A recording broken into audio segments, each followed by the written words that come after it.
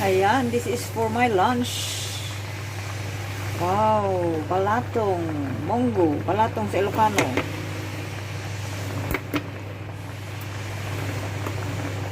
Ayan, diba? Yummy, yummy.